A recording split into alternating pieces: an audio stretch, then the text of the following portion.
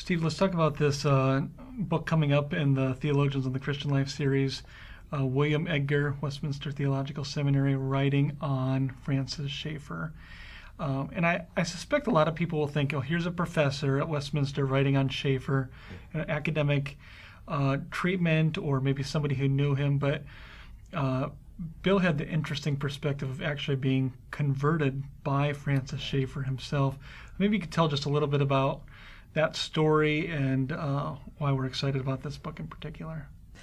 I'm very excited about this book because of both Bill Edgar and because of the subject. But Bill Edgar was a student at Harvard, and he had Harold O.J. Brown was one of his faculty. He was doing his PhD at the time and was sort of leading a student group. And Bill mentioned he was going to be backpacking across Europe that summer. And Harold O.J. Brown gave him the address for L'Abri and said, if you should stop by. This is a very interesting guy there. And sure enough, Bill Edgar shows up and begins a conversation with Francis Schaeffer. The conversation, this is legendary, goes into the middle of the night, right? And how many of these conversations Schaeffer had.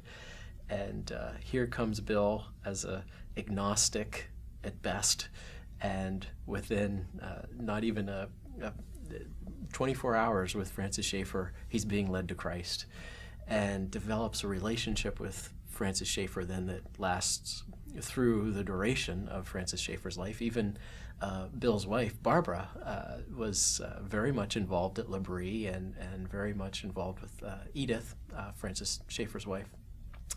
And as you read this book, and this is what I find so interesting about this book, because there are so many books on Schaeffer, and Schaeffer's very accessible to read himself. But as you read this book, you really feel like you're listening in to a conversation between Bill and Fran, as they call him, and you get invited. You can pull up a chair and sit at the table and listen to this conversation.